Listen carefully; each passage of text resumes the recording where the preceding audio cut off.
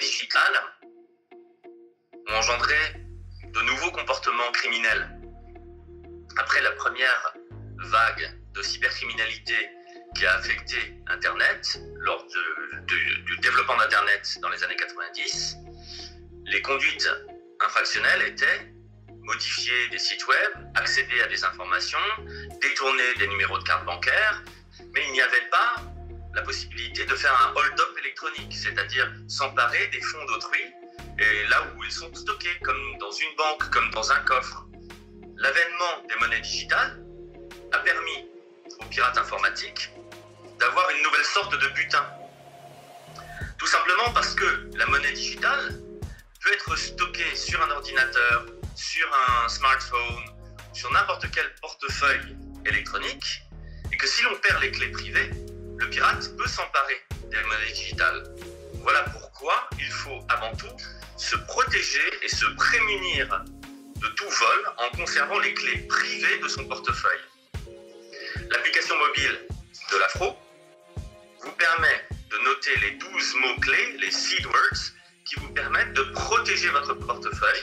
Si jamais votre ordinateur est volé, si jamais votre smartphone est volé, eh bien vous pouvez recréer la valeur qu'il contenait tout simplement en utilisant ces seed words. C'est pourquoi il est très important de les noter en dehors d'un support électronique. Les transactions avec l'Afro se passent de portefeuille à portefeuille.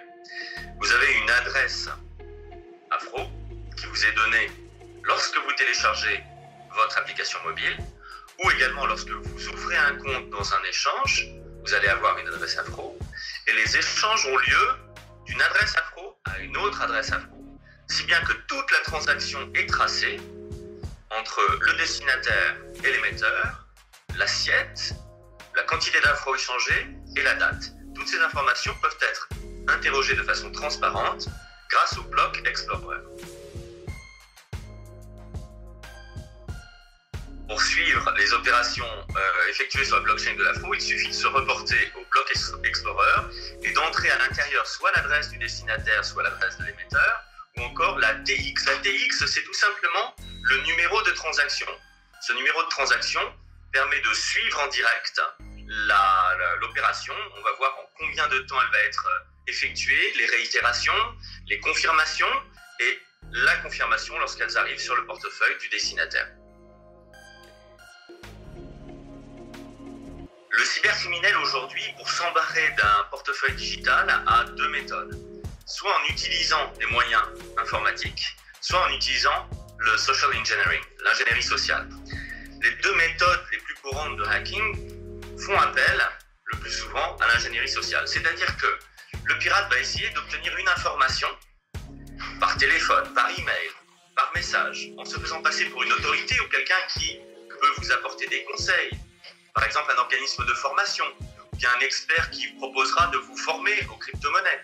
Et cette personne que vous allez croire va essayer d'avoir une information, soit vos 12 seed words, soit les clés privées de votre compte, car il leur a contribué même à l'ouvrir, soit une information sur la façon dont vous accédez à un échange. À partir de là, il se fera passer pour vous et pourra recevoir les monnaies que vous avez stockées, votre épargne, ou bien les monnaies digitales que vous pensez être sécurisées comme dans un coffre. Ça, c'est le premier moyen, l'utilisation de l'ingénierie sociale. Les deuxièmes moyens sont informatiques. Dans ce cas-là, la pratique la plus usuelle aujourd'hui, c'est le fait d'utiliser des ransomware. Les ransomware sont des chevaux de Troie, des programmes auto-exécutés sur votre ordinateur qui vont s'emparer de toutes les données, les bloquer et le pirate va vous demander de l'argent ou bien des crypto-monnaies ou bien des bitcoins pour pouvoir vous donner le code qui vous permettra de retrouver accès à vos données. Voici les deux menaces actuelles. Aujourd'hui, les dispositions ont été prises pour que les pirates informatiques ne puissent pas accéder à l'Afro. Vous avez deux types de monnaies digitales.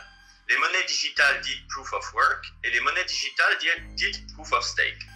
Une attaque très courante en matière de piratage informatique est dite attaque 51%. Elle revient à constituer une blockchain parallèle à la blockchain légitime et s'emparer de la légitimité de votre blockchain. À ce moment-là, les blocs qui vont être créés vont profiter aux pirates qui vont ensuite essayer de les échanger rapidement contre d'autres monnaies digitales sur les échanges. Ce type d'attaque est impossible avec l'Afro, qui est une monnaie Proof of Stake. L'utilisation de l'Afro est sécurisée. Par nature, les opérations sont encryptées. Vous avez donc une clé privée qui va protéger toutes les opérations qui sont faites lors de l'échange des Afros. Le porte-monnaie digital lui-même est sécurisé, si bien que vous pouvez échanger des Afros sans risquer d'être volé. Par contre, il faut toujours garder les 12 mots-clés sur un support non électronique, ainsi que ne pas divulguer les informations d'accès sur les échanges et ne pas faire confiance à des gens qui ne sont pas dans votre premier cercle et qui arriveraient subitement pour vous donner des conseils ou sous des noms d'experts voudraient vous former aux monnaies digitales. Dans ce cas-là, prenez attache avec la Fondation et nous vous orienterons vers un expert de la Fondation qui pourra vous aider et vous conseiller. Aujourd'hui, l'Afro a un cours qui est fixé librement par l'offre et la demande. Pour autant, les économistes de la Fondation ont décidé de migrer vers un stablecoin, c'est-à-dire une monnaie qui aura un cours stable par rapport à un indice de référence. Si bien que, dans les prochains mois, le cours de l'Afro sera invariant et fixe par rapport à l'indice qui aura été choisi par ces économistes. Dans cette mesure, vous ne pourrez pas perdre de l'argent par rapport à l'indice de référence, car l'Afro sera toujours lié à cet indice de référence. L'Afro vous permet de vous protéger de différentes conduites infractionnelles. L'Afro d'abord est une monnaie qui ne peut pas être piratée avec les attaques à 51%. Par ailleurs, le cours de l'Afro va être stable, si bien que vous ne pourrez pas perdre de l'argent par rapport à l'indice de référence. Également, pour vous protéger des attaques informatiques, il faudra toujours noter les 12 mots-clés permettant de recréer votre wallet sur un support non informatique et faire attention à vos données, c'est-à-dire ne pas partager vos codes d'accès, ne pas avoir un code trop simple lorsque vous accédez à un échange sur lequel vous pouvez acheter ou vendre des Afros. Bref, il faut prendre des mesures de sécurité absolument normales, mais rassurez-vous, l'algo de l'Afro et le wallet, c'est-à-dire le portefeuille digital, sont déjà encryptés et vous protègent. Pour vous protéger des hackers sur la blockchain, il faut prendre l'habitude de noter d'abord vos passwords sur des supports non informatiques, car vous pouvez risquer une attaque informatique sur votre matériel. C'est pourquoi on vous conseille de noter votre clé privée sur des documents externes que vous ne mettez pas sur votre ordinateur et que vous ne partagez pas en ligne. Pour se protéger des cybercriminels, il faut avant tout avoir une discipline par rapport au traitement de vos emails, de vos messages et ne pas partager les informations clés.